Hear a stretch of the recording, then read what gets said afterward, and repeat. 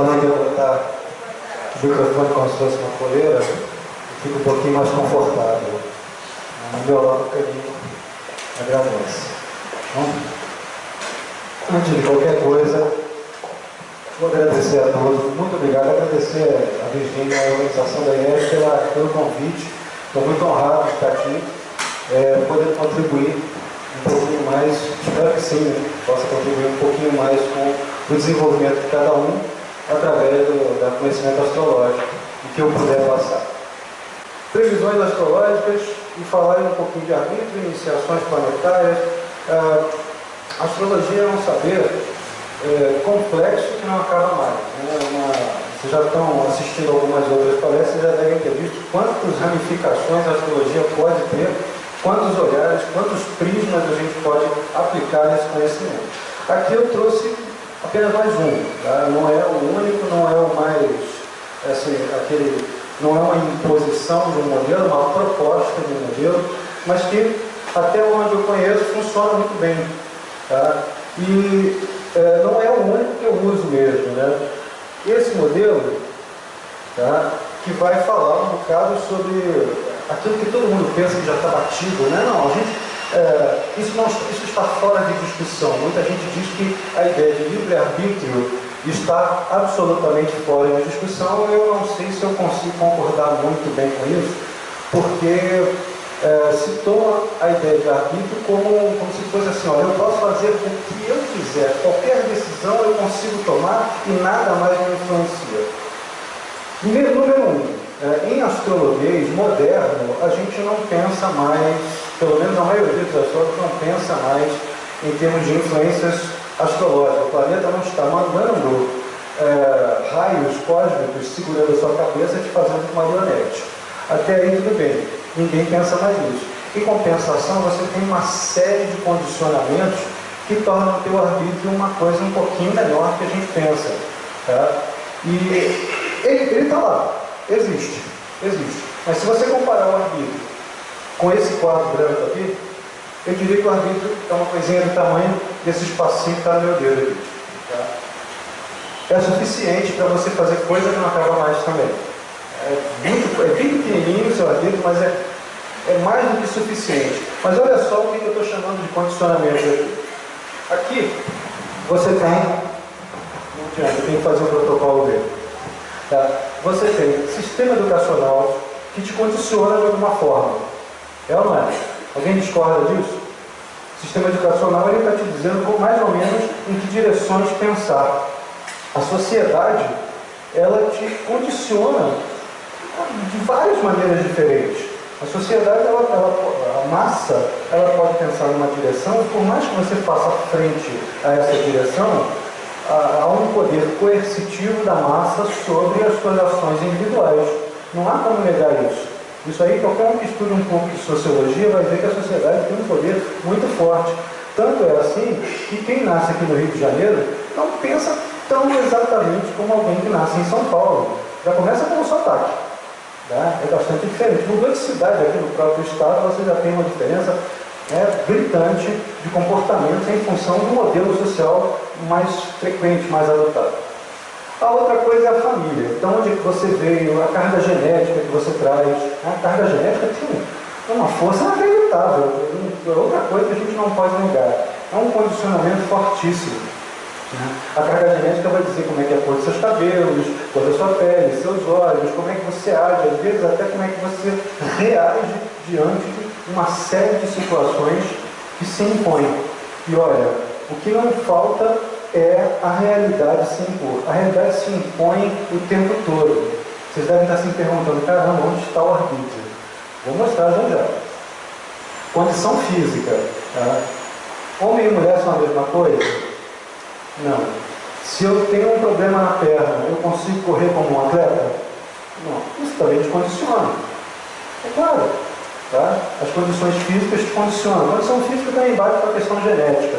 A outra coisa, a família também te condiciona em função das crenças que ela trouxe, dos sistemas de comportamento que ela trouxe antes, muito antes de você nascer, e pior ainda, com seus antepassados. Eu faço um mapa de um monte de gente, eu estou vendo que tem o planeta Marte, que é mitologicamente falando, o deus da guerra, ele está enfático de alguma maneira, e a pessoa é uma santa, né, calminha, toda boazinha. Aí eu pergunto a você, será que você não teve um antepassado que foi militar? E pelo menos metade dessas pessoas responde que sim. Né? Ou que não, quando não era militar, é que já foi guerrilheiro, que foi fugido de guerra, situações análogas ao que o símbolo representa. Então são condicionamentos comportamentais que atingem você até de modo subconsciente. Essas relações com antepassados, eu nem estou aqui ousando ainda dizer vidas passadas, mas eu estou falando de antepassados, tá? Que é uma coisa que você pode comprovar, não tem nem como negar, não tem como discutir. Elas ficam no subconsciente familiar, de alguma maneira, e alguns membros da família vão funcionar como catalisadores e vão manifestar aquilo com mais clareza do que os outros. Você pode ter uma família de 3, 4 irmãos, um deles vai conseguir manifestar o que alguns dos antepassados manifestavam com mais clareza do que os outros. Isso é um outro condicionamento, e está tudo no subconsciente através de discursos que a pessoa tem. Quantas pessoas aqui podem ter, aqui mesmo nessa sala, as pessoas nasceram em família mais ou menos abastada, não precisava ser rica, mas também estava bem de vida, nunca passaram por necessidades financeiras, nem nunca passaram fome, mas estão constantemente lutando contra a escassez, como se aquela situação de escassez pavorosa fosse acontecer em algum momento. Vocês podem conhecer várias pessoas assim.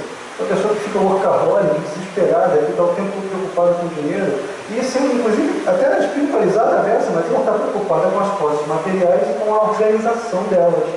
Tudo isto ainda faz parte desse tipo de condicionamento aqui. Alguém viveu isso e esse discurso passou. Você incorporou esse discurso no seu viver. A época, gente, é que eu não botei aqui, mas se eu pusesse aqui uma foto do World Trade Center, sabe, as Torres Gêmeas, e pusesse a sombra de um avião, eu faço isso, eu dou aula de semiótica na PUC, lá no Gávea, e eu boto essa foto, as Torres Gêmeas, aqui é a sombra de um avião indo de encontro a elas. Aí os alunos vão dizer para mim, olha, isso aí é o atentado às Torres Gêmeas. E eu falo, não é. Não, todo mundo, mas está óbvio que é o atentado. Eu falei, não é. Aí eu mostro a propaganda inteira, é uma propaganda de 1976 das vias aéreas paquistanesas, com o avião se afastando de Nova York e a sombra batendo nas Torres Gêmeas. Nós somos condicionados historicamente a acreditar que aquela imagem vai ser o avião batendo na torre. É impossível não ser condicionado, é impossível não associar uma coisa com a outra, uma vez que nós vivemos aquilo. Se nós não tivéssemos vivido, não faríamos essa associação. A época condiciona. O tempo histórico condiciona você. A cultura, então, nem se fala. Você tem nojo de alguma coisa, às vezes nem sabe por quê. Sapo. Alguém tem nojo de sapo? Tem gente que diz, não tenho nenhum nojo de sapo. Então bota o sapo na sua cama, em cima do travesseiro, e dobra para cair da beijinho nele. Especialmente aquele sapo bem gosmento, né? Ninguém vai fazer isso, porque o sapo, ele, tem vários estudos culturais sobre o que é intermediário dentro da cultura, que fica rejeitado nela. E o sapo é uma coisa bastante intermediária, ele é vivo e ao mesmo tempo é frio. Né? E as coisas pastosas, meio geleia, meio geleca, elas também soam para nós como uma coisa nojenta, né, desagradável, porque elas não são nem sólidas nem líquidas. É claro que eu estou simplificando no caso para a gente ficar mais fácil, mas é basicamente isso que a cultura faz. Ela determina, inclusive, as suas escolhas, e é uma escolha coletiva que faz isso. Não é você individualmente que faz. A gente jura que foi a gente que fez, e é uma pressão coletiva enorme. Tá? Quem ainda tiver dúvida é só ler os trabalhos do Claude Lévi-Strauss. Isso é antropologia. Mas ler os trabalhos do Claude Lévi-Strauss vai ver que ele fez algumas experiências observando tribos indígenas e como é que o sujeito sucumbia a determinadas maldições, morria mesmo. Tá? Porque toda tribo acreditava que ele ia morrer, o cara ia definhando e morria.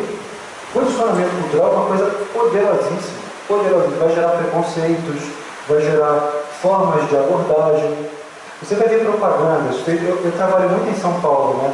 Aí você vê propagandas de paulistas e cariocas, e quando o paulista vai representar o carioca, ele é trouxa. Porque é assim que nós somos vistos. E se você pensar bem, nós fazemos isso. Nós somos um pouquinho mais relaxados com algumas coisas, não irresponsáveis. mas relaxamos um pouco mais. E o paulista fala muito depressa.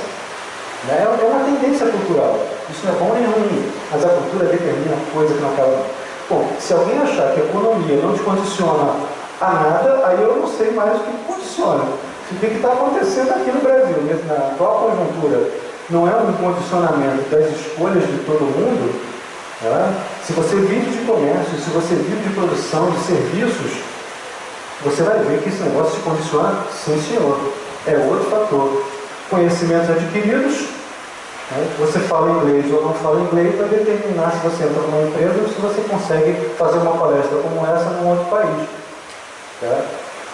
Processos inconscientes. O Freud deve se revirar na tumba quando alguém diz que tem arbítrio sobre tudo. O inconsciente manda em muita coisa. Tá? Mas manda muito. Tá? É uma coisa que está entranhada na sua genética, está entranhada no inconsciente, e eu ainda iria além, ainda iria no inconsciente coletivo. Tem teoria junguiana, que é uma coisa ainda mais avassaladora.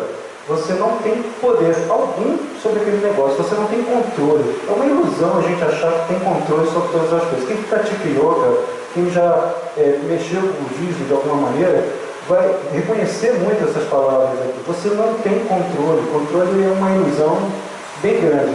Eu diria que eu só discordo uma coisinha só dessa ideia de não ter controle. Você tem 0,0001% de controle.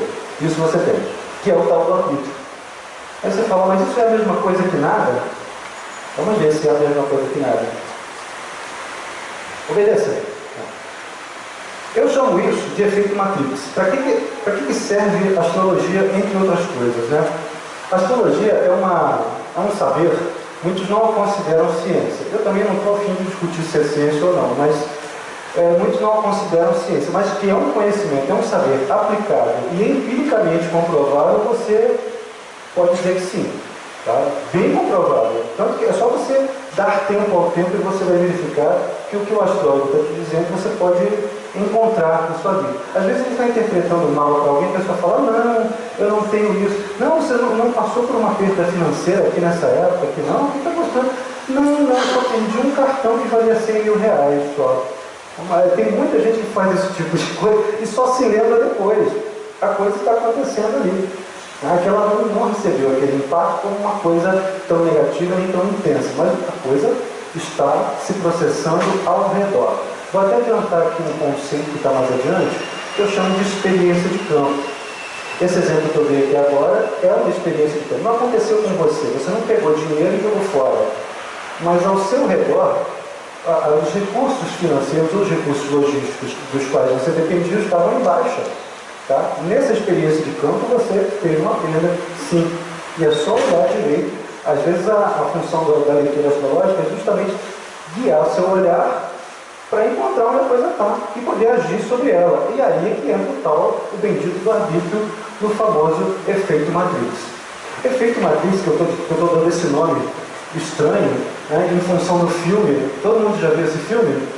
Se não viu, eu recomendo, pelo menos o primeiro. O primeiro é bom que está cheio de códigos iniciáticos escondidos, embutidos ali, cheio de processos. É o mito do herói com processos iniciáticos de várias linhas de pensamento diferentes embutidos no filme. E eu vou te chamar de efeito Matrix pelo seguinte: a realidade, quem lembra do filme vai lembrar disso, a realidade se impõe a você.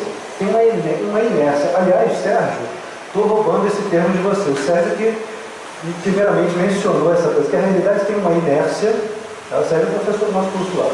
A realidade tem uma inércia que vai se impor e você tem que fazer um esforço de descondicionamento dessa inércia. Tá? Agora, não há o que você faça para que essa imposição da realidade se imponha sobre você. Só tem uma coisa, é se desviar como o boneco ali. No caso dessa cena aqui, as balas equivaleriam analogamente à realidade que se impõe. Por exemplo, você está no ciclo planetário que representa uma fase bastante estresse. Olha, as situações que geram estresse não vão desaparecer só porque você tem arbítrio. Tá? O arbítrio vai consistir em conhecer a situação, saber como você reage a elas, saber qual é o seu padrão repetitivo de comportamento e dar um jeito de fazer isto, porque isto é mais do que suficiente para criar uma realidade completamente nova diante daquela posição. Ou você faz isso ou você recebe todo o impacto. Aquela situação de estresse pode te gerar doenças somatizadas, você pode brigar com alguém, perder o emprego, né? Então, não conseguir dormir, produzir mal. Então, esse monte de coisas estão criando uma realidade. Quando você faz de uma coisa, de 10 coisas que você repita, que são negativas, você faz uma coisa positiva, pensa, a tua realidade inteirinha modificou. É um salto quântico isso aí. Então, o que eu chamo de efeito Matrix é assim, aceite, a realidade vem, ela vai te estapear se você não fizer assim, se você não se desviar, se você não se autoconhecer, tá? Esse é o efeito Matrix, e é aí que consiste, pelo menos dentro desta visão, o tal do arbítrio. Eu acho que não precisa ser maior do que isso. Eu acho que se todo mundo tivesse um arbítrio tão grande, como dizem os cartesianos, acho que o mundo já tinha acabado faz tempo, já tinha destruído tudo, que era fácil, né? Não tem nenhum outro condicionamento, não tem nada que impeça. Eu vou passar isso aqui um pouquinho depressa, tá? Mas é só para vocês terem uma ideia do que eu estou chamando de experiência de campo. Experiência de campo são essas situações ao redor da gente que atingem você por dentro, né? Na sua psique, nos seus sentimentos, nos seus pensamentos, simbolicamente, mas elas têm repercussões diretas em volta de você, no meio externo, seja no vaso sanitário da sua casa que possa quebrar, seja no colega de trabalho que reclama do seu trabalho, seja na lâmpada que você está passando naquela hora e estoura. Tá? Você fala, mas o que tem isso a ver comigo nesse momento? Tem tudo a ver, esse processo. Se a gente pensar novamente em termos de Jung, de teoria junguiana, vai ser sincrônico, a teoria da sincronicidade. Uma coisa que vai acontecer junto com um processo psicológico bastante significativo à coisa, que vai permitir que você estabeleça um link entre o seu processo de desenvolvimento e aquela coisa mundana. Dentro dessa teoria da experiência de campo, isso é um termo que eu inventei. Você não vai encontrar isso aí em livro, não com esse sentido, tá? Isso aí eu digo para os meus alunos que é vai Holanda. Mas é só para poder entender pedagogicamente como é que a coisa funciona. Essa experiência de campo, ela não acontece só num nível de realidade. Existem um monte de níveis de realidade com os quais você lida simultaneamente. Acontece que a gente não consegue, humanamente impossível, não consegue perceber todos eles funcionando. Não dá. Você consegue ler 4 livros de uma vez? Não, você olha para cá e depois você olha para cá. Mesmo que você seja geminiano, né? Geminiano, que gosta de saber tudo, né? Ele estuda tudo, fala no telefone, corta a unha do pé, dá bronca no filho, né? Coça a perna, faz tudo, mas ao mesmo tempo, para prestar atenção, é uma coisa de cada vez. Não tem como você perceber tudo ao mesmo tempo. Mas os níveis todos estão acontecendo simultaneamente. Em geral, a gente pode simplificar, e olha que é bem simplificado isso, a realidade é bem mais complicada, bem mais emaranhada do que isso, mas simplificando são 4 níveis principais. A gente pode chamar de físico, que é o nível mundano, e são as situações mais concretas, tá, visíveis. O emocional, né, é aquilo que você sente, que você percebe, que você capta. O mental, que é o que você vai entender, que é o processo de compreensão, de elaboração, e aí depende do nome que você quiser dar, né? Eu vou chamar aqui de arquetípico, espiritual, búdico, etc. Ivan. O nome que você quiser dar para ele, dependendo da linha, é ele, tá? Esse 4º nível é o que vai governar todos os outros. Dali emana tudo. Aí os outros são uma espécie de manifestações do mesmo primeiro nível lá em cima, com formas cada vez um pouquinho mais densas, né? No caso, o físico aqui vai ser uma das experiências de campo mais densas dela. Então você vai encontrar essas experiências aqui, ó. Podem ter equivalências explícitas ou não, podem ter percebidas imediatas. As externas, que são sintomas de processos maiores, tipo, você está furioso com alguma coisa, não conta para ninguém, começa a ter uma úlcera. Ao mesmo tempo que você tem uma úlcera, você está dando canelada na mesinha de centro da sua casa. E ao mesmo tempo que você está dando canelada, vem alguém rude, que não acaba mais, brigar com você sem você ter feito absolutamente nada com a pessoa. São processos externos, catalisando coisas que estão aqui. Se você não está ciente disso, aquilo ali vai ficar te envolvendo o tempo todo, e é claro que é um círculo vicioso, vira uma bola de neve. Vai ficar você sendo ativado, você sendo estimulado pelo externo, que é um catalisador externo, respondendo ao externo e provocando cada vez mais a bola de neve. Isso é a experiência de campo num dos seus processos. Está aqui, já até botei as situações. Você, às vezes, não existe também, pelo menos até onde eu pude observar. Você está na leitura astrológica, você está falando uma coisa que eu estou vivendo apenas internamente. É só aqui dentro que eu sinto isso, nada fora está acontecendo. Olha, de tanto ver, é melhor alertar a pessoa. Você não está vendo o que está acontecendo fora de você, porque tem que ter um catalisador. Esses 4 níveis funcionam simultaneamente por correspondência, alguma coisa análoga àquele processo que você reconhece aqui, mas que não vê ali fora, está acontecendo sim, senhor, lá fora. Precisa determinar a atenção. E qual é a vantagem de ver o que está ali fora? Entender o sintoma. Entender qual é o sintoma. Você quer ver uma coisa? Em astrologia, a gente pode dizer que os trânsitos do planeta Netuno, eles multiplicam a sua capacidade de ser piedoso, sensível, amplia sua percepção, sua consciência, desenvolve, faz com que você entre em contato com pessoas particularmente generosas, né? Gente bondosa. Você chora até com um comercial de margarina, se duvidar. Você não pode ver nada, você se sensibiliza. Mas em compensação, tem os seus percalços. Você fica tão sensível, tão vulnerável, que qualquer situaçãozinha meio dolorosa do outro, você está incorporando o problema que não é seu na sua vida. Claro, você está hiperpiedoso, então você está fazendo. Só que o problema é você fazer isso de maneira indiscriminada, porque você causa caos no seu processo de vida. Um dos sintomas mais engraçados, ele é engraçado porque ele não causa problema, mas ele é um sintoma de que esse processo está rolando. O sujeito está passando por um trânsito de Netuno num ponto crucial do mapa e está num restaurante com os amigos, restaurante de rua, um monte de gente, 20 amigos tomando cerveja, comendo alguma coisa, e vem um pedinte, alguém pedindo ajuda. O sujeito, ele desvia de todo mundo e para na sua frente. E você tem ímã. Como isso acontece? Por que isso acontece? A gente só consegue explicar isso mais ou menos por uma via meio esotérica mesmo, hermética, por um processo de correspondência. O cara está vibrando na mesma frequência que você. Claro que você não está pedindo, né? Você não está com aquele nível de sofrimento, mas você está vibrando na mesma frequência do sujeito. Vai atrair. Você vai juntar uma coisa com a outra. É igual ligar o rádio na estação correta. Você sintonizou a frequência. Então você atrai tanto o sofredor quanto o iluminado.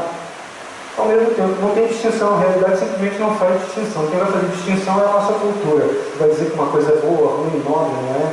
Tá? E aí é que entra o reconhecimento do sintoma pela experiência de campo. Enquanto eu estava falando, vocês devem entender o último trechinho ali, eu vou pular ele. Outra teoria bacana sobre como é que as previsões funcionam. Isso eu gosto muito de fazer essas explicações de como é que a previsão funciona, porque as expectativas em torno do que é uma previsão astrológica, muitas vezes são absolutamente literais. Você fala assim, olha, está tudo bem com sua mãe? Minha mãe vai morrer. Não, eu quero saber se está tudo bem com a sua mãe, porque o indicador aqui mostra que ela pode ficar dodói, pode estar estressada e tal. Mas não me esconda nada, minha mãe vai morrer? Eu não sei se a sua mãe vai morrer. Aliás, eu não sei nem quando eu vou morrer, então você imagina se eu vou saber se a sua mãe vai morrer. O que acontece é que o indicador ele abre um leque de possibilidades. Se a morte está ali, vai depender de uma série de circunstâncias ao redor, que eu, como intérprete, não vou poder controlar, e nem você, que está apenas no meio daquele turbilhão. Mas a gente tem que se preparar para o leque. O que eu estou chamando de leque restrito de possibilidades? É que um trânsito, técnicas de previsão astrológica, vocês vão conhecer, por exemplo, os trânsitos planetários são uma técnica de previsão. Progressões, outra técnica. Retorno solar, outra técnica. Mas todas elas podem se integrar.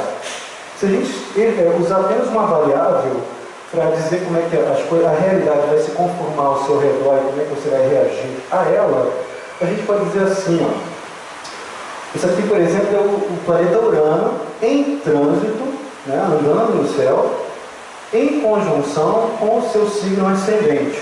seja ele qual for. Nesse caso, todo mundo que tem ascendente em Áries por volta de 17 graus, hoje em dia está 17, 14, 22 já está, né? Hoje em dia, todo mundo que tiver o ascendente no signo de Áries, por volta dos 22, 21, 22, 23 graus, está vivendo isso aqui. Exatamente isso aqui. 7 anos atrás, quem tivesse por volta de 21, 22, 23 graus de peixes, também teria vivido isso, que é o tempo médio que ele leva para encostar de um signo para outro, quando dá 30 graus. Traduzindo todo esse astronomês, dentro do leque de possibilidades, esse feixe de possibilidades que esse trânsito aqui representa, você pode ter manifestações extremas de originalidade, você pode ficar criativo, paca, às vezes um pouquinho individualista, sair do lugar comum, né, romper com as linearidades de expectativas alheias. Você vai ter uma necessidade extrema de sair desse lugar comum e de se libertar de qualquer amarra, qualquer coisa que te deixe muito restrito. Eu quero pensar livremente, eu quero sair mais, eu não quero mais ter que dar satisfação. Com o Urano em cima da ascendente, ninguém aguenta um negócio desse. Alguém pode até dizer assim, não, mas eu estou vivendo isso e eu aguento, eu assumo a responsabilidade. Isso aqui não tira as suas responsabilidades, isso aqui te liberta, é outra coisa. Você às vezes vai acrescentar responsabilidades no seu processo de vida. Você provavelmente está se engajando em ideais maiores para o futuro, entrando em alguma fraternidade, como essa, por exemplo. Urano em cima do ascendente, a gente tem muita necessidade de fazer algo que não seja só para nós, embora a nossa ação individual seja muito necessária. Né? E fica esquisito, né? Rebelde, igual adolescente, e fica esquisito. Aí você fala, não, mas eu não estou com tudo, eu estou com isso, mas não estou com isso. Exato, você não vai conseguir perceber a manifestação de todos os níveis, mas vários deles estão acontecendo. É isso que eu estou chamando de leque restrito de possibilidades. Um planeta, quando mostra uma possibilidade, você não pode escapar dela, né? Pelo menos naquele ciclo em especial. Claro que vai ter outros entrecruzamentos de dados, mas naquele ciclo em especial você não escapa. Não há um Saturno. Imagina se fosse o planeta Saturno fazendo esse mesmo aspecto aqui no mapa. O Saturno, ele é uma coisa tão séria, tão grave, que às vezes a pessoa está bem, ela está até pensando em piada, né? Falando besteira na cabeça dela, e a pessoa pergunta por que o outro está tão zangado. Aí ele fala, não, com essa cara assim, eu não estou zangado. Né? A pessoa fica com o senho franzido, a habilidade de concentração aumenta. Tá? Saturno não representa atividade física. Tá? Não adianta você chegar e inventar que o sujeito vai ter uma atividade física extraordinária. Não é isso que o símbolo representa. Ele vai te dar um leque de escolha, você vai poder escolher dentro daquele leque, mas não fora dele. Essa que é a grande questão. O teu arbítrio consiste em transitar. Você pode ser um rebelde sem causa, bobo, ou você pode se engajar numa coisa bacana. Tá? Ou outras coisas a mais. Ou de repente comprar um computador novo. Ou de repente voar mais de avião. Isso tudo está dentro do escopo. Mas é uma escolha. A escolha consiste em transitar dentro daquela limitação. Há uma limitação. A realidade ela se impõe, repito. Né? Aí entra o desenvolvimento da consciência, ainda mais aqui, né? Acho que para cá, para ela, isso aqui é bastante interessante, porque tocou planetas do mapa. Isso é uma coisa que eu venho desenvolvendo desde os anos 90. Eu escrevi, meu primeiro livro se chama Progressão Lunar e Cabala, ou Cabala, se preferir. Esse livro, eu estava muito engajado, muito envolvido com o processo de desenvolvimento, estava meditando muito, estava trabalhando muito espiritualmente, então eu resolvi escrever uma coisa que associasse a astrologia com aqueles processos que eu vivia, que eu observava. E eu notei que, na medida em que determinados pontos no mapa, planetas eram tocados, tá, por uma determinada variável em movimento, você entrava em contato com os vários e diferentes níveis de consciência representados pelos fatores que eram tocados. Vou mostrar aqui como é que é isso. Isso vai ter uma referência direta àquela árvore da vida da Kabbalah. Aliás, felizmente, quando eu cheguei aqui, né, quando eu Virgínia, lá embaixo tem uma foto igualzinha, idêntica à que eu vou mostrar aqui. É mais ou menos a linha que eu sigo, que é uma Kabbalah mais hermética, né? Embora ela tenha uma origem muito mais antiga. Tá? E aqui eu vou mostrar uma das muitas opções. Existem muitas opções de você pensar esse mapeamento de consciência para se nortear. Eu acredito que não é a única, mas ela é muito boa. Lhes garanto que ela é boa. Tá? Isso aqui é de onde sai uma boa parte do raciocínio astrológico desde a antiguidade. Isso aqui é uma imagem feita no século XVI, pelo Pedro Apiano, uma gravura, com a organização das camadas de céu, desde o que se concebia ser a criação lá em cima, no céu empíreo, céu de fogo.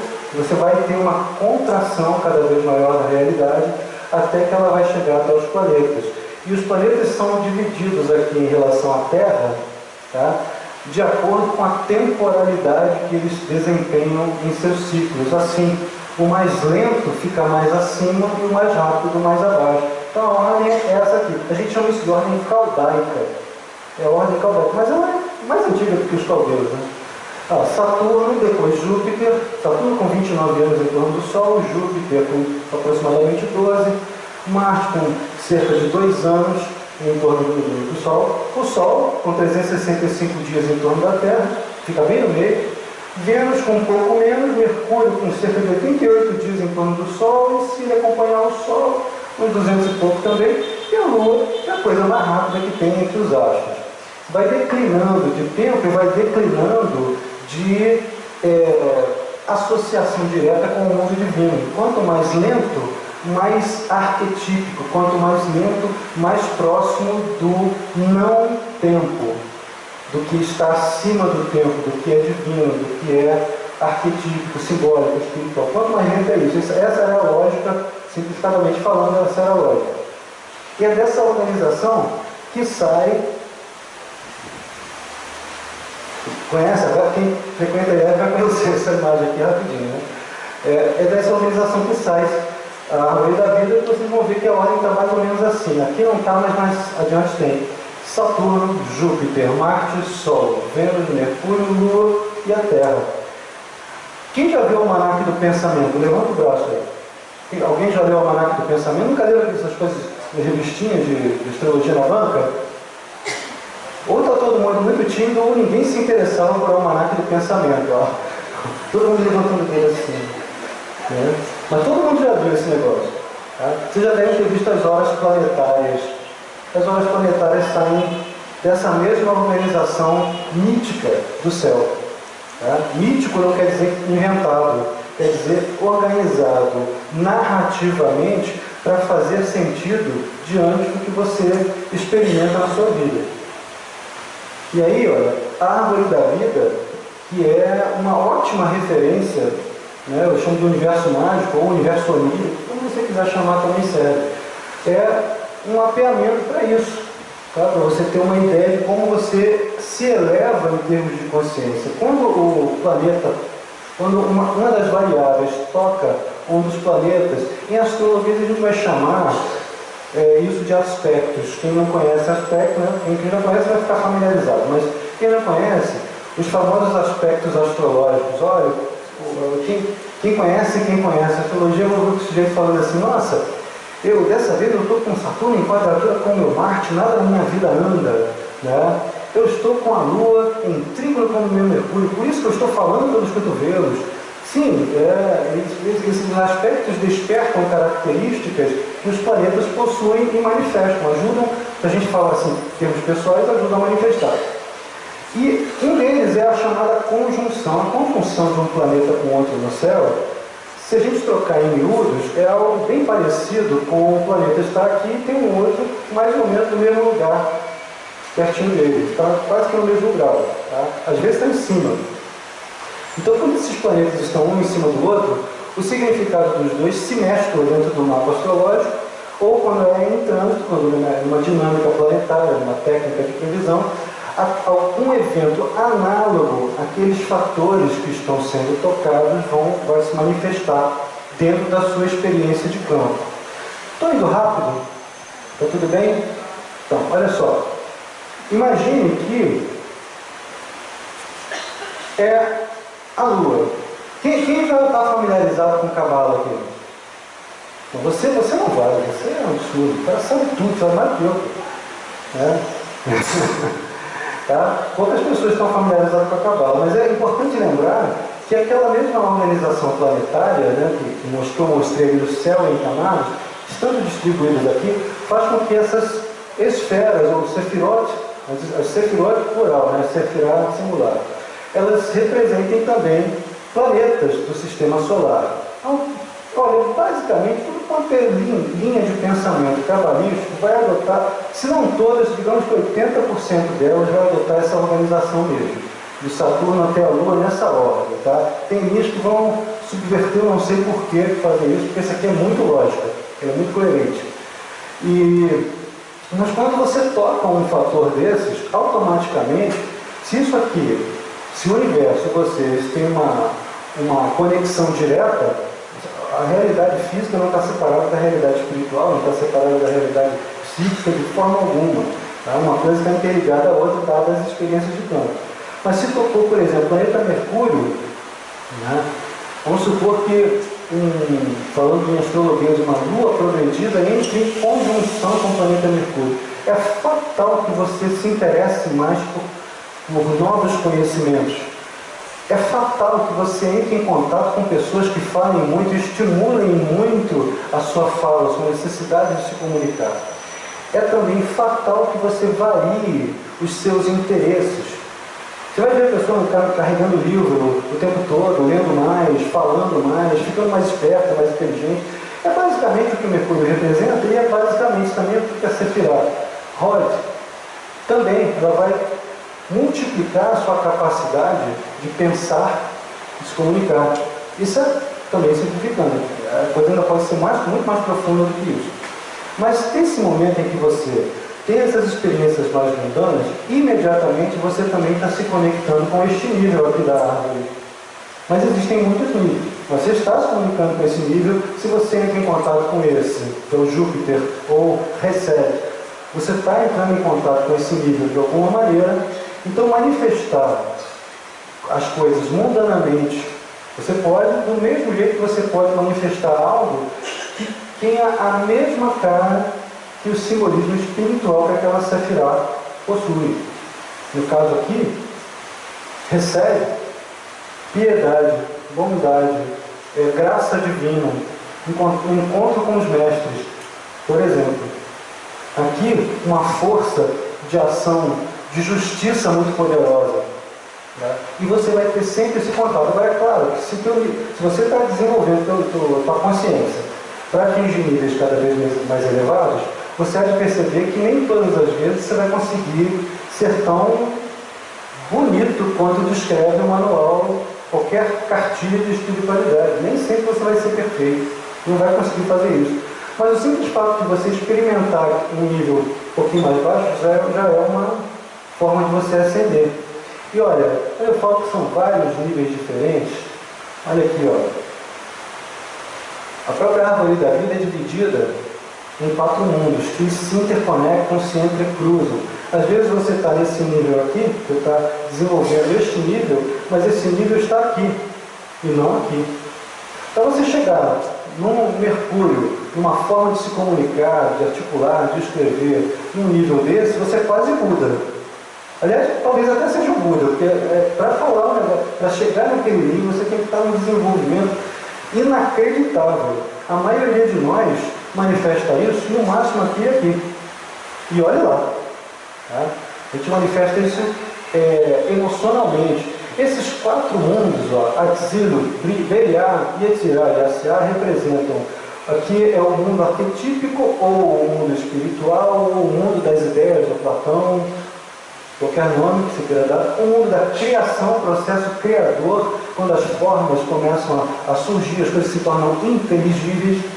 Aqui, o mundo da formação, a forma assumindo, propriamente dito, uma forma. E, em geral, isso se dá de maneira emocional, por imagens. As artes, muitas vezes, estão aqui. Não é à toa que o planeta Vênus, que rege as artes, está aqui, bem nesse lugar aqui.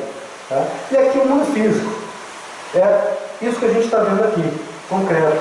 Inclusive as ações. O mundo físico não é só coisa material, é ação. Pelo modelo da Cabala, a gente vai poder utilizar as previsões astrológicas. Isso aqui é uma outra forma de ver a mesma coisa. A gente vai poder utilizar o modelo das previsões astrológicas como forma de provocar realidades. Como é que a gente provoca a realidade? Aí é que entra uma frase controversa. Isso se chama ato mágico. Tá?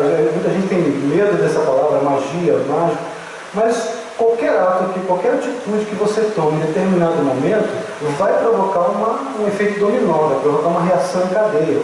E o ato mágico é aquele ato que é tomado de maneira consciente para provocar determinada realidade. Você imagina se você não vai melhorar um bocado a sua vida se você der o passo inicial em algo consciente de como é que está a sua experiência de campo.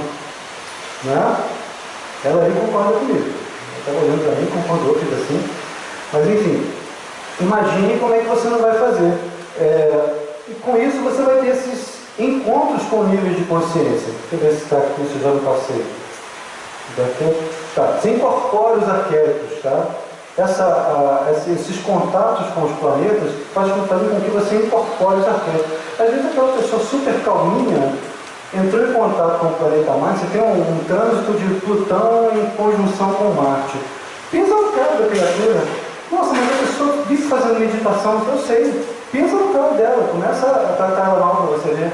Vai ser lindo o xingamento que você vai receber. E às vezes é um xingamento bacana dessa, né? Todo intelectual, acaba contigo, né? Mas o nível de agressividade vai aumentar. Você está sujeito a isso, não adianta, você está sujeito. Tá? Agora, como você faz, como você manifesta, é que vai fazer o efeito dominó de jeito diferente. Eu posso estar muito agressivo e pegar e iniciar um bom negócio. Eu posso estar muito agressivo e não deixar mais ninguém pular e me pisar. Tá? Eu posso estar muito agressivo, pegar um tacape e dar na cabeça de alguém. Aí estragou tudo. Mas é como você usa. Tomada é uma coisa ruim? Me digam, a tomada é uma coisa ruim? Vai depender. Se você está com calor, igual o ventilador, é uma coisa boa. Agora, põe o dedo ali. É a mesma energia. É a mesma coisa. Mas quando você usa, vai fazer total diferença. Então, estar consciente vai fazer essa diferença completa. Tá?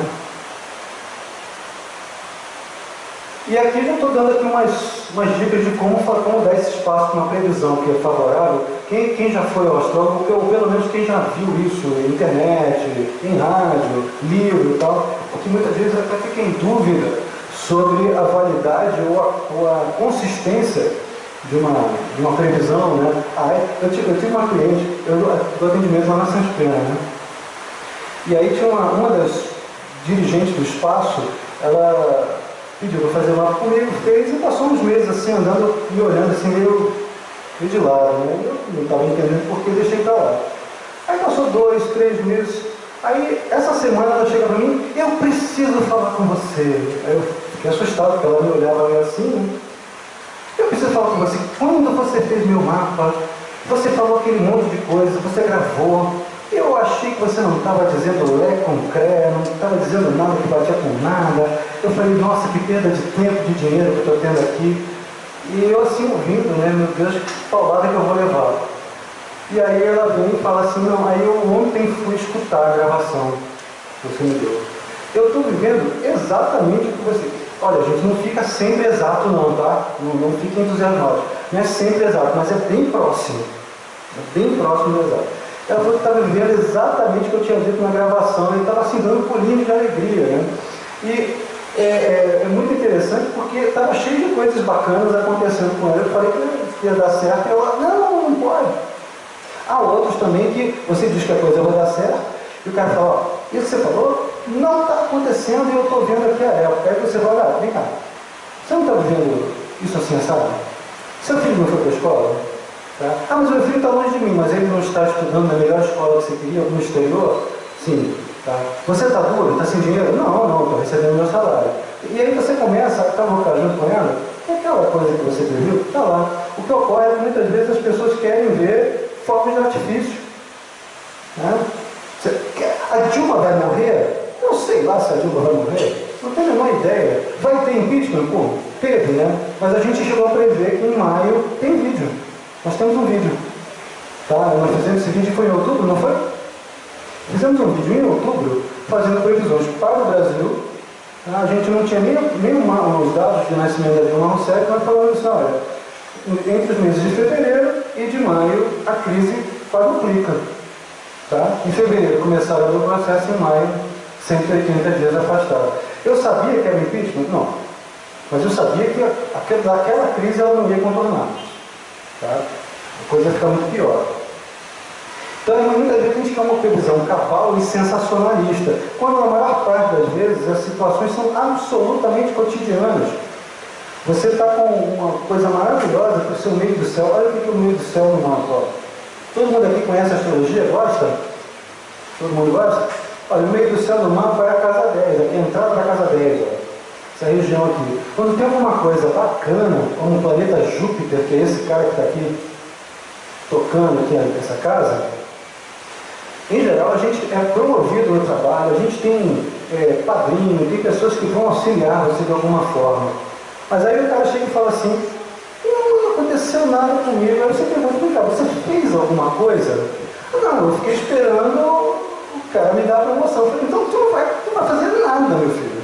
Tu não vai fazer nada. Tem regrinhas para isso. Tá? Porque coisa boa a gente constrói. É arbítrio também. Não é só coisa ruim. Tá? Então, olha aqui. Você quer fazer uma previsão favorável a acontecer de fato? Se mexe. Sai do lugar. Porque coisa fácil simplesmente não cria problema. Problema vem sozinho. Uma coisa fácil não cria problema. E se você quiser suplantar a inércia, você tem que sair isso aqui. Ó. Você tem que dar passos na direção que você quer. Né? Você tem que criar esses passos porque as circunstâncias se abrem para aquele potencial que está marcado ali. Como é que você quer obter um favor sem pedir um favor? Ou sem se dirigir, ou sem agir em conformidade, ou sem mérito para aquilo? Como? Não vai, pô. É claro que não vai funcionar. Mas você há de ver que mesmo não fazendo nada disso, você não se ferrou. Você não se deu mal. Tá? Outra coisa, isso aqui é absolutamente fundamental, talvez mais fundamental do que só dar o passo. Você continuar fazendo. Eu tentei e não deu certo, então errou. Poxa, se eu fosse pensar assim, eu não tinha escola, eu não fazia livro, eu não conseguia me sustentar. Porque eu vivo de uma coisa que o tempo todo instável. Eu não tenho salário, eu não tenho um patrão que me pague. Como é que eu ia viver? Então a gente furou o passo aqui, é porque alguma coisa eu deixei de perceber. Mas a coisa está lá. Se você tem frequência, se você continua, se você insiste, é óbvio que o negócio vai abrir. A porta abriu. É só você ajustar a tua ferramenta. Agora, essa aqui que é fantástica. Muita gente veio para fazer mapa. Vocês devem ouvir até comentários assim, né? Puxa, eu queria saber se eu vou me relacionar, se eu vou namorar. Vê se tem namorado aí, né? Vê se tem namorado é uma das perguntas absolutamente mais frequentes de todas. Nem saúde, nem emprego, mas é namorado. Namorado é campeão. Né? Namorado ou namorada, né? Tanto faz. É campeão. Como é que você vai? Você está com um fator, no caso, minha astrologia seria o planeta Vênus, a casa 5, que rege os prazeres, a casa 7, que rege os relacionamentos compromissados. Você está com aquilo ali bem dignificado, está com fatores muito bons apontando naquela direção. Aí a pessoa fala, mas não está acontecendo nada. Aí você fala assim, cara, você tem saído um pouco mais de casa, porque relação não é ficar dentro de casa, não é na internet. Você tem que sair e fazer isso aqui. Você tem que conhecer gente. Você tem que sair, gente. Né? Você tem que promover variações de situações em torno daquele potencial.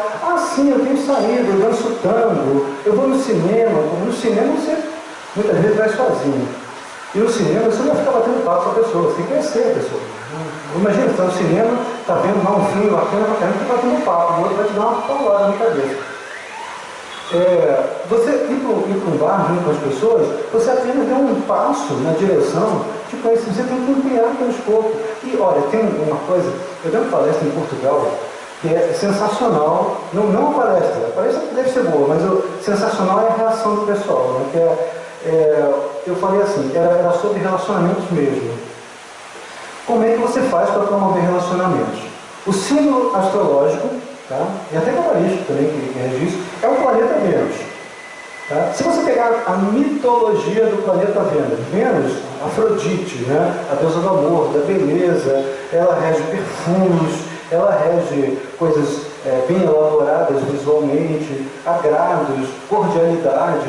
Você imagina se você quer namorar alguém e você sai fedendo, vai pra rua fedendo. Você vai tomar um banho, por favor, né?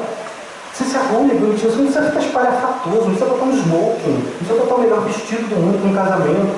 Bota uma roupa decente, agradável, não feda, né? Coloca um desodorante pelo menos e trate as pessoas numa boa. Às vezes alguém vai falar com você de maneira mais rude, e em vez de contra-atacar, fala, ô querido, talvez a gente não tenha falado a mesma língua, mas vamos tentar entrar em um acordo. Isso aí é o suficiente para você invocar uma força que está dentro de você para se manifestar. Isso que eu estou chamando de ato mágico. Você agir em conformidade com um tom do momento para as suas experiências de campo. Você cria uma realidade em cima disso aí. Entenderam? Tá? Então, olha, esses são os 3 passos principais. E aí, não sei se eu me estendi muito. Deixa eu ver aqui. Pô, certinho. Tá? Em geral, eu sou horrível para contar tempo, mas dessa vez eu cronometrei. Então, olha só, gente, eu vou abrir aqui para perguntas. Isso aqui é o livro que eu estou lançando este mês, né, de abril para maio. É o Trânsitos Planetários, que fala, entre outras coisas, dessas experiências. Isso vai ser um pouquinho mais didático e vai dar descrições detalhadas de como é que uma coisa acontece durante um determinado trânsito. Vale lembrar que isso é fundamental. Numa descrição de livro, né, você tem a descrição focada naquele fator, né, concentrado ali. E você pode estar passando por vários ao mesmo tempo. Então, sempre é importante relativizar o que você está lendo aqui. Às vezes tem uma coisa assim, olha, desgaste financeiro. Meu Deus, desgaste financeiro. E tem outro dizendo assim, olha, ganhos. Você vai ver que quando tem mais de um fator dizendo coisa boa e apenas um com problemas, a sua tendência é vivenciar aquela tensão, tá? Mas seguidamente você consegue suplantar aquele problema com mais desenvoltura. Há ajuda em volta. Uma das coisas que o livro vai mostrar, assim, inclusive nas partes introdutórias. Então eu gostaria de abrir aqui para perguntas. Se alguém tem alguma questão, né, sobre o que foi falado aqui, né, tem coragem de falar, porque está todo mundo meio com medo, cansadinho. Né? Alguém?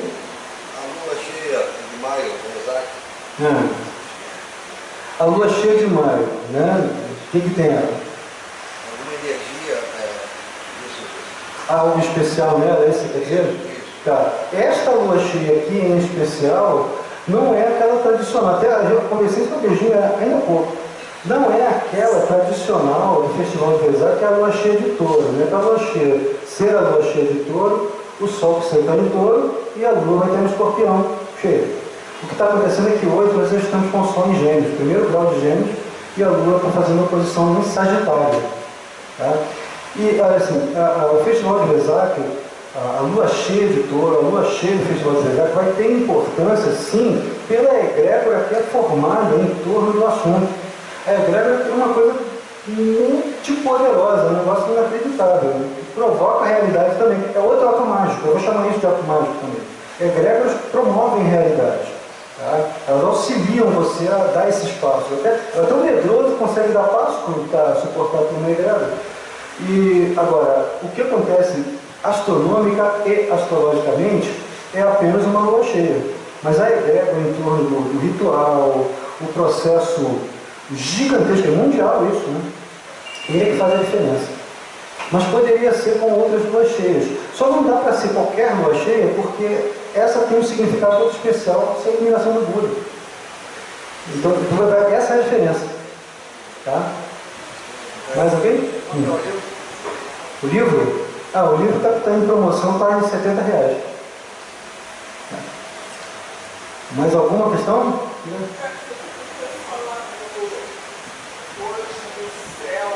O céu de hoje?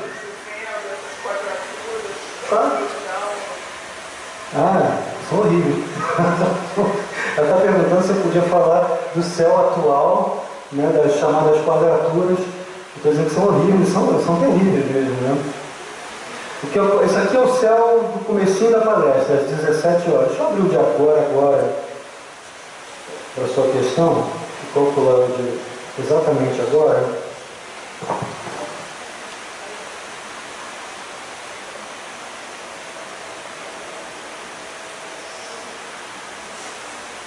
Olha só.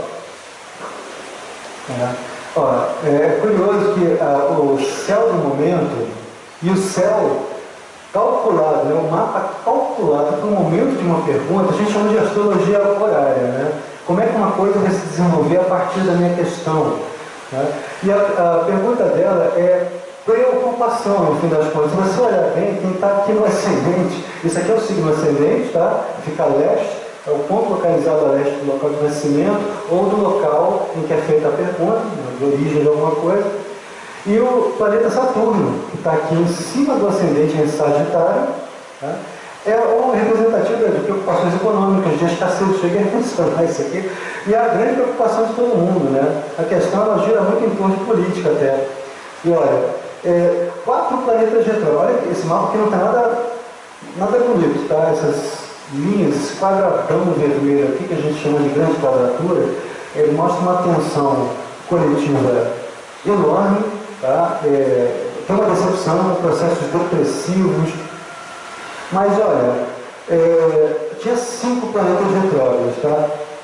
5 planetas retrógrados, tá? Estávamos com Mercúrio, Marte, Júpiter, Saturno, Plutão e... deixa eu voltar aqui. Mercúrio está retrógrado, Marte, Júpiter, Saturno e Plutão. Estávamos com esses 5 planetas retrógrados. O Júpiter saiu da retrogradação, que é um movimento aparente. A gente olha daqui da Terra, dá a impressão que o planeta está andando para trás. É por causa da diferença de velocidade entre a Terra e o planeta em torno do Sol. Mas de qualquer jeito que vale em astrologia é um movimento aparente. Esse movimento aparente, com o Júpiter, cessou no dia 9 de maio, já é menos mal, tá?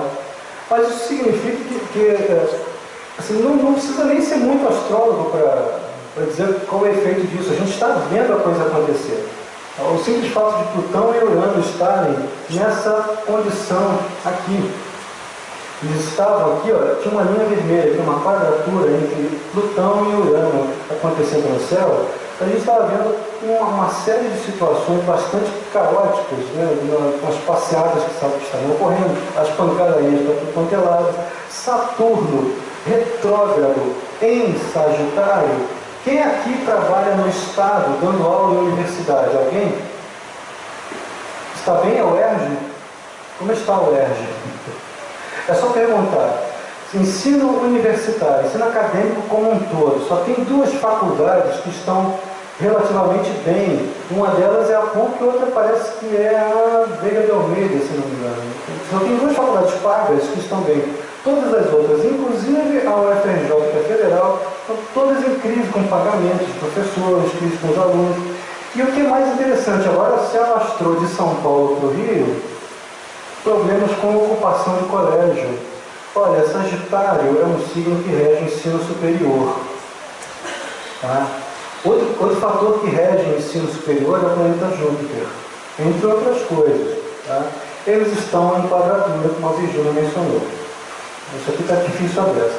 Mas enquanto Sagitário mexe com o ensino superior, com longas viagens, com culturas de locais distantes, sistemas de crença, tá? O que há de imposição de preconceito religioso, pipocando para tudo quanto é lado, não é brincadeira, tá? Até questões políticas envolvendo religião, que é um problema muito sério.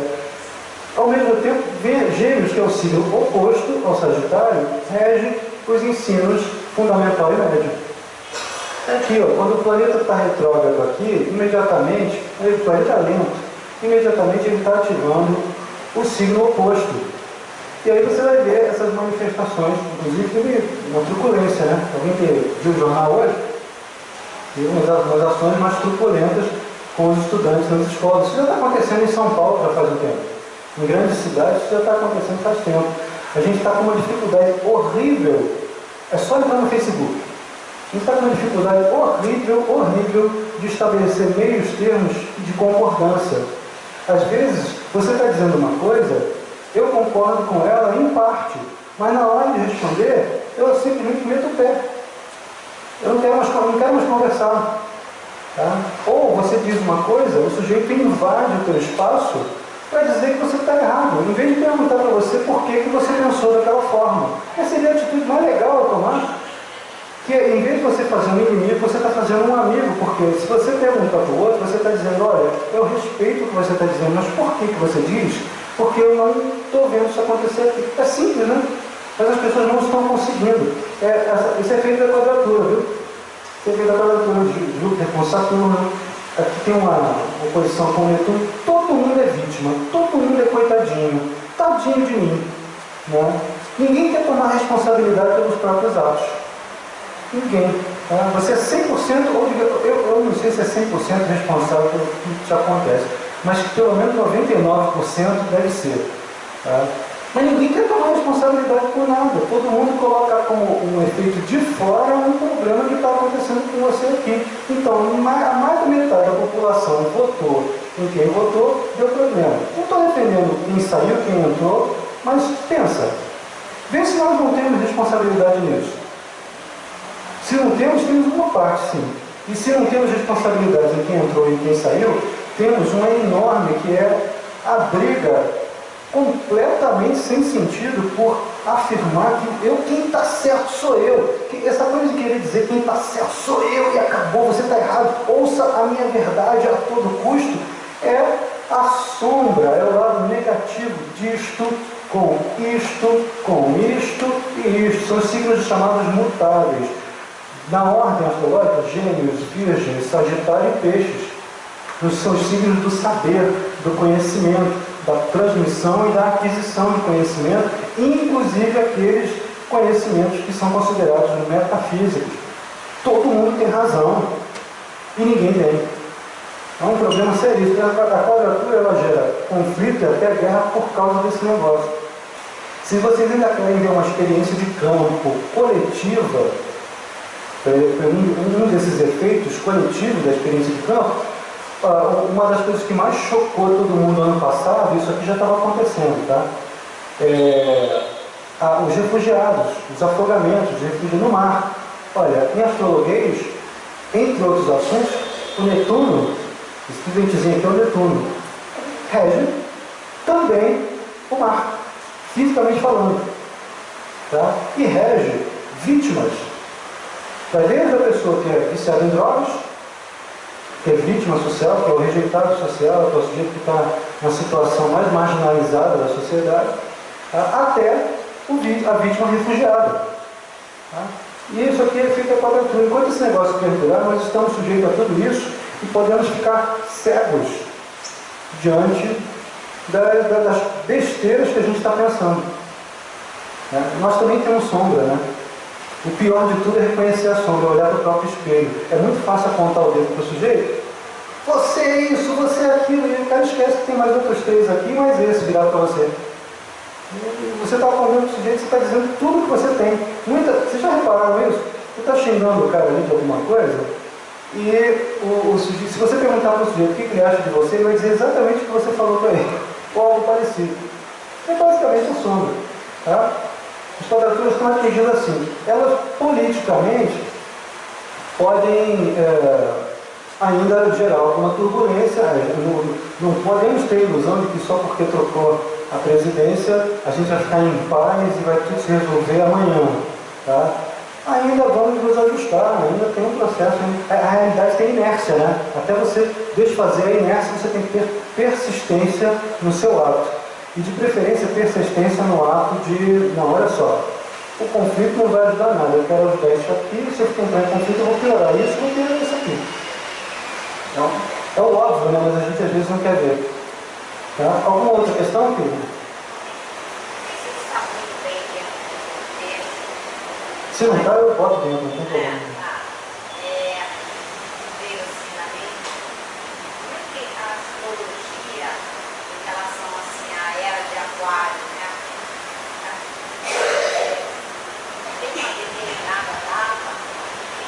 Ah, boa. Ela está perguntando. Não, está vendo o contexto, porque faz parte das grandes dúvidas em torno da astrologia. Está perguntando se tem uma determinada data para início da era de Aquário, é isso? Podemos resumir assim, né? Se tem uma determinada data para a era de Aquário. Esse assunto é controverso, Papa, porque se você observar o simbolismo do Aquário e o simbolismo da última era, que é Peixes, você vai jurar que nós já estamos na era de Aquário. E eu vou dizer uma coisa assim polêmica. Não estamos. Não totalmente. Tá? Ainda faltam. As eras são definidas, antes de eu explicar isso aqui, as eras são definidas por um movimento da Terra chamado precessão dos equinócios. Deixa eu pegar aqui uma coisa para mostrar como é que é. O planeta Terra faz isso aqui.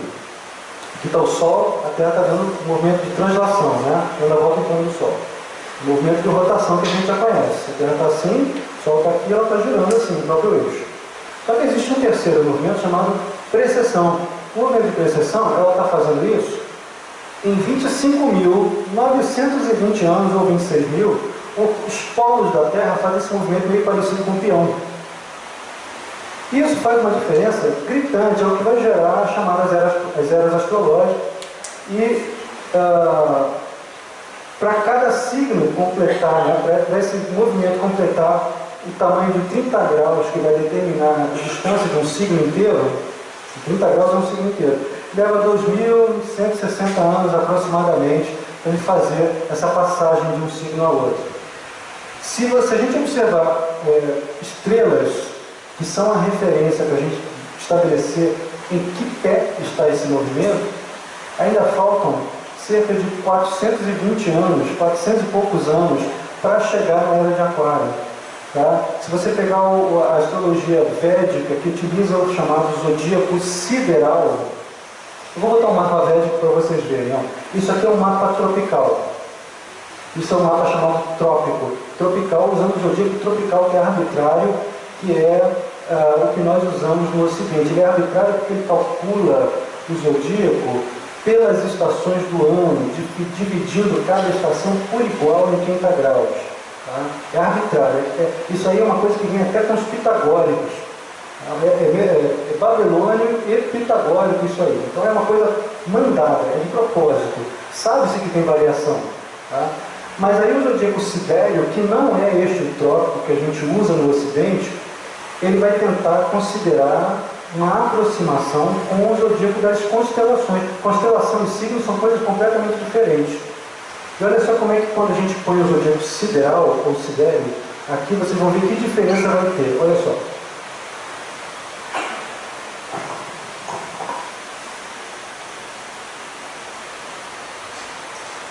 O mesmo mapa que está aí na tela, agora eu vou botar um modelo de zodíaco sideral, como usado pelos astrólogos védicos na Índia. E aqui também tem astrólogo védico.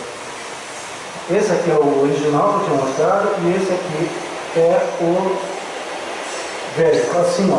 Aqui dentro está aquele que eu estava mostrando, aquele mapa que eu estava mostrando antes. Aqui fora está calculado com o zodíaco sideral. Se você olhar, isso aqui é o Sol, tá? Se você olhar o Sol, o zodíaco sideral está aqui. Tem uma diferença de cerca de 24 graus entre um e outro. Cada grau desses aí equivale a 72 anos, é por isso que falta tanto para chegar na era de Aquário. Mas aí você fala, e agora? O que tem errado então que tem tanta tecnologia e tantos movimentos de massa que correspondem ao signo de Aquário? Não tem errado. Você já procurou já viu o rádio? Quando a gente está procurando uma estação, passa de uma estação para outra, você não percebeu que tem estática para chegar em uma, mas a outra ainda está fraquinha, mas não está funcionando? Então as duas estão funcionando ao mesmo tempo. Nós ainda temos sistemas de crença baseados em nenhuma lógica, como as coisas que a gente herdou da Idade Média, tá? E temos um sistema de crenças baseado em pressupostos científicos avançadíssimos. Tá? A gente tem questões antirreligiosas, a gente tem questões sociais, ao passo que você tem padres, rabinos, pastores, metafísicos, etc., trabalhando com essas mesmas questões científicas. Não parece um paradoxo? Mas é porque as duas eras estão acontecendo simultaneamente. Estamos no meio entre uma estação e outra. Está se aproximando agora e não está vivendo isso. Mais alguma questão?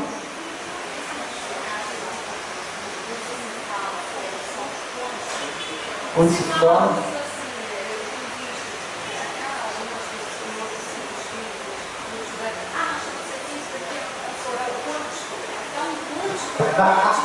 Aí eu vi, assim, esse também se ativam no corpo que você traz, e até também as constelações familiares que você faz, praticam.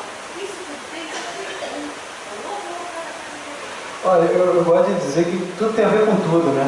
Mas ela está perguntando o seguinte, se virou moda todo mundo falar que alguma coisa tem um salto quântico, ou tem alguma coisa quântica no meio, né?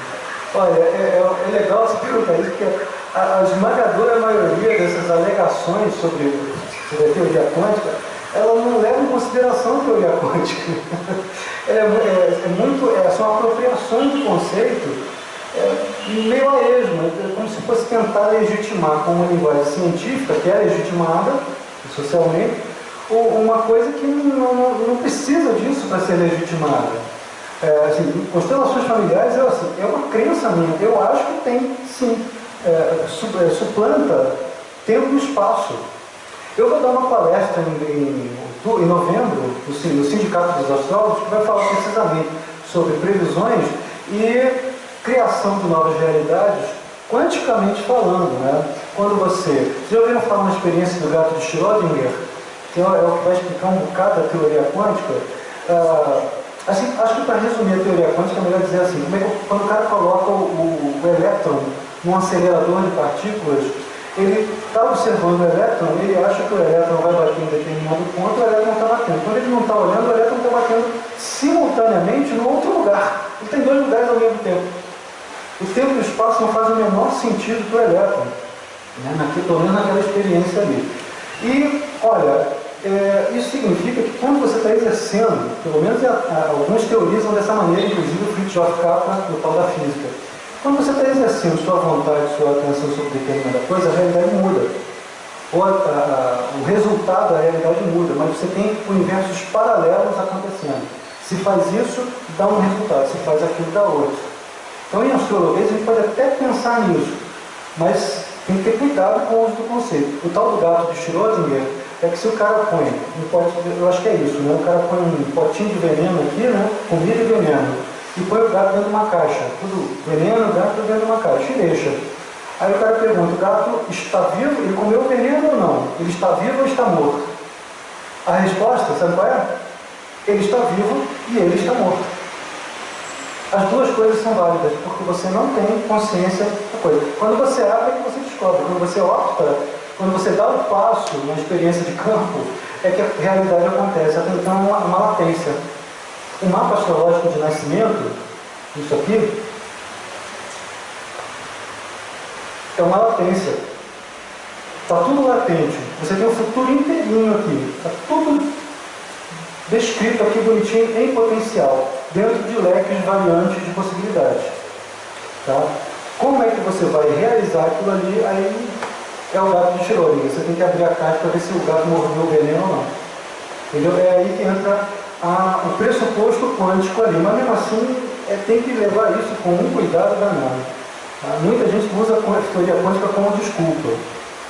Mas assim, se for perguntar qual é a minha crença a respeito disso, eu não tenho provas. Qual é a minha crença? Se você está fazendo uma meditação sobre determinada coisa, você está alterando você está mexendo com algum nível de energia que eu não sei qual é, mas você está mexendo com alguma coisa aqui embaixo. Você está alterando a realidade. Tá? Se você está fazendo cura energética, como eu vi lá embaixo, porque, que legal, né? Que coisa bacana, você está mexendo com alguma coisa no nível de escolha quântica. Você está alterando realidades ali também. Uma realidade latente em potencial, você está alterando aquilo ali. Não sei se eu fui muito claro, se eu enrolei mal que esclareci, mas é basicamente isso. Tá? Mais alguma questão? Então, dou-lhe uma. Dou-lhe duas. Opa, tudo bom?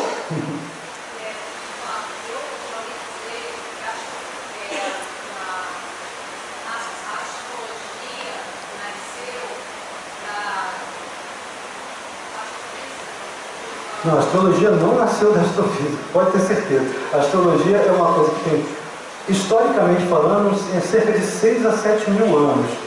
E se a gente for teorizar, veio da pré-história, tradições orais. Da origem da astrologia?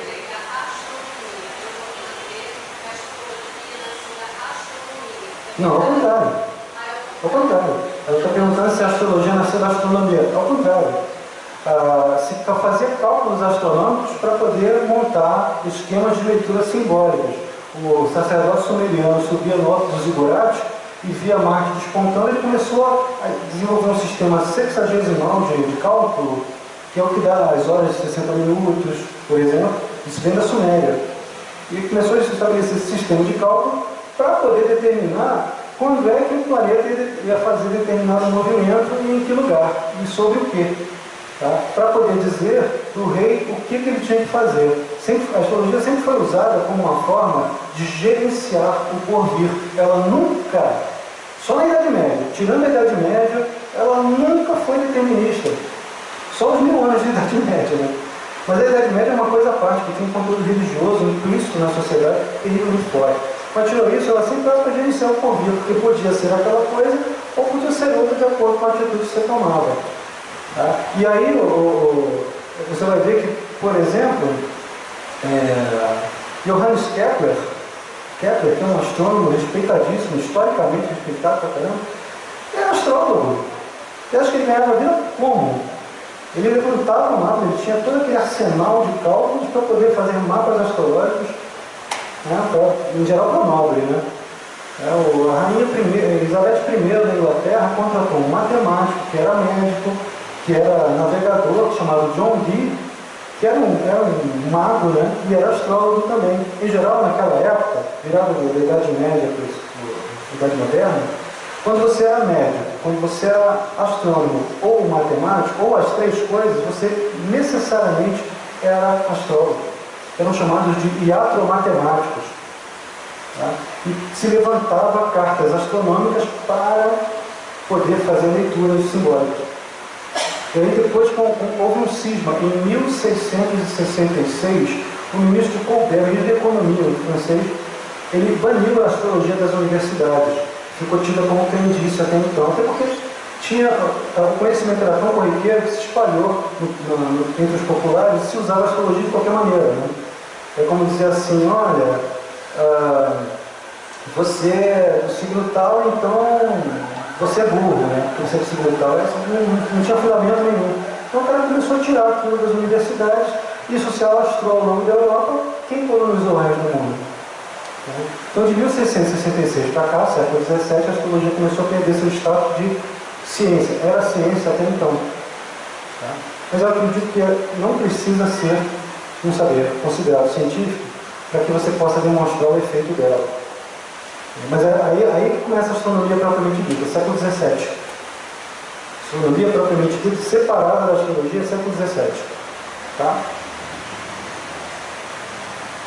Mas esse desprezo Só um instantinho, ela pediu lá, a gente passa. Diga. Marion?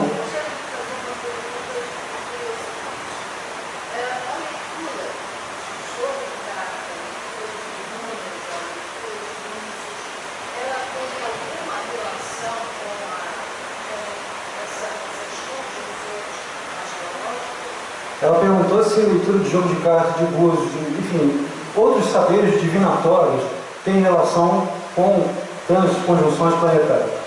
Olha, eu diria que sim e não. Sim, porque são saberes simbólicos, né? Quando você vai procurar extrair do símbolo o significado, dar a ele uma utilidade prática, todos eles vão convergir de alguma maneira, né, para aquele nível arquetípico que eu cheguei a mencionar. Mas, olha, é não também, porque, vou te dar um exemplo assim, de situações que eu passo muito. A pessoa liga para mim, olha, eu quero marcar uma consulta.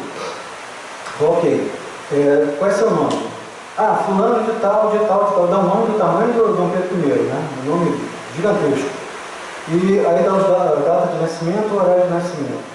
Para a astrologia, basta data de nascimento, o horário de nascimento e as coordenadas geográficas da cidade que você nasceu. Só dizer o nome da cidade a gente acha as coordenadas. Quando a pessoa vai na consulta e vê que o nome dela não está completo, ou está escrito errado, vai dar tudo errado, o nome não está escrito certo. Querido, isto não é numerologia, é um outro saber, que depende de um outro sistema de significação que vai funcionar dentro do âmbito daquele sistema. Mas este aqui é nulo, tá? É válido, eu não estou dizendo que tarô, eu amo tarô, eu desenho tarô, eu adoro, né? Mas o sistema é diferente, para chegar talvez até quase que a mesma coisa. O sistema é completamente diferente, não são a mesma coisa. São primos, digamos assim. Mas para chegar ao resultado se caminha por vias diferentes. Há uma diferença, inclusive, entre a astrologia e os demais sistemas que não se utilizam de demarcação de tempo. A astrologia vai dizer quando, tá? E por quanto tempo. Os outros sistemas podem conseguir, depende da habilidade do intérprete. Mas a astrologia é muito explícito isso, assim, é direto. Tá? Essa é a grande diferença. Oi? Não, esse desprezo pela astrologia se deu depois da Inquisição. Esse desprezo pela astrologia, isso vem depois do século XIX. Vem depois do século XIX com o positivismo, o cientificismo, o naturalismo, quando se faz um esforço acadêmico enorme para banir. Na verdade, vem desde o século XVII mesmo, né, mas ganha corpo mesmo no século XIX nas universidades do mundo inteiro, banindo a astrologia como um saber, olha o aspas gigante que eu vou botar aqui, um saber medieval. Se entendia, olha, o iluminismo ocorreu no século XVIII. Eu estou falando assim porque eu sou professor de história, tá? Então não se assuste de falar tanto século. Mas o iluminismo ocorre durante o século XVIII. As ideias iluministas se propagam majoritariamente no século XIX, criando todo esse arcabouço de conhecimentos rígidos ante qualquer coisa que seja considerada superstição. E o iluminismo é uma espécie de confrontação do que eles consideravam trevas, tanto que a Idade Média era considerada a Idade das Trevas. Olha, historicamente esse conceito está errado, tá? A Idade Média não é a Idade das Trevas, houve desenvolvimento científico e cultural muito grande. Só não é na velocidade que se tem do 18 para cá, com máquinas, etc. Mas teve, e eu posso citar N livros para vocês pesquisarem isso. Mas essa repulsa, você está chamando de repulsa, é mais uma tentativa de dar um afastamento de qualquer coisa que pareça sem fundamento científico, no sentido estrito da ciência vigente. Qual é a ciência vigente? Aquilo que segue o modelo cartesiano, que é ou é isto ou é aquilo. Em astrologuês, a gente, na maior parte das vezes, digamos que 70%, 80% das vezes, a gente é obrigado a pensar inclusivamente. Não pode ser ou, tem que ser e. Isto aqui é isto e aquilo ali também pode ser. Tá? Na ciência vigente, se isto é isto, aquilo não pode ser isto. Nem próximo pode ser. Tá? Que é uma coisa que a gente vê perdendo. Em cursos, em geral, eu tenho que desconstruir o raciocínio cartesiano. Eu pego alunos que estão começando e tenho que demonstrar isso em vezes, às vezes até avançado, a pessoa continua ainda, é uma realidade inerte, né? A gente continua pensando de uma maneira muito separatista, muito exclusivista, a gente não pensa inclusivamente, não é treinado para isso. Agora, se a gente pensar que a astrologia vem sofrendo ataques desde a Grécia, desde a lógica, desde o advento da filosofia grega, aí isso é perfeitamente normal. A filosofia ela se ataca mutuamente até para poder se desenvolver. Mas Santo Agostinho, que depois condenou a astrologia, era astrólogo. Era astrólogo. E era daqueles astrólogos bem maniqueístas, aquele que assim, olha, isto aqui é bom, isto aqui é ruim, tu vai para o inferno. Ele era filósofo maniqueísta. Né?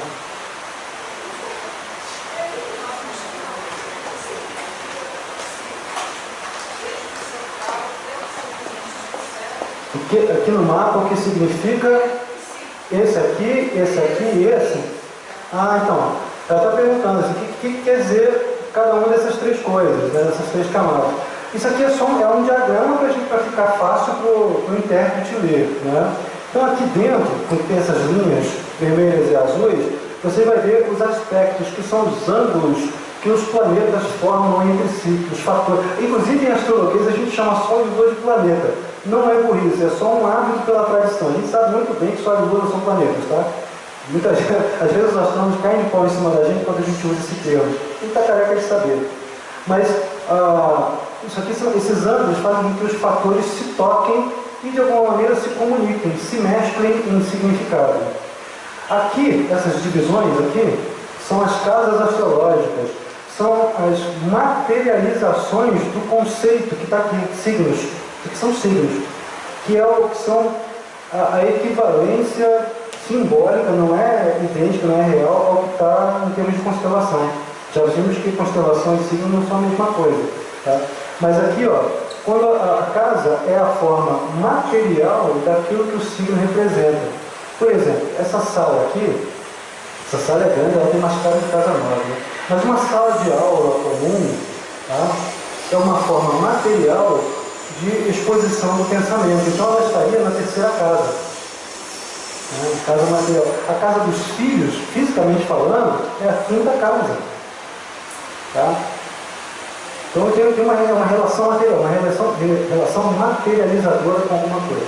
E os signos são os conceitos mais amplos, né, que os planetas tocam.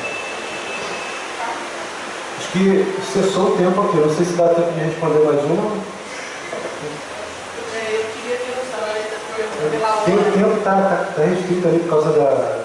Vai ter um ritual agora, né? Eu respondo depois.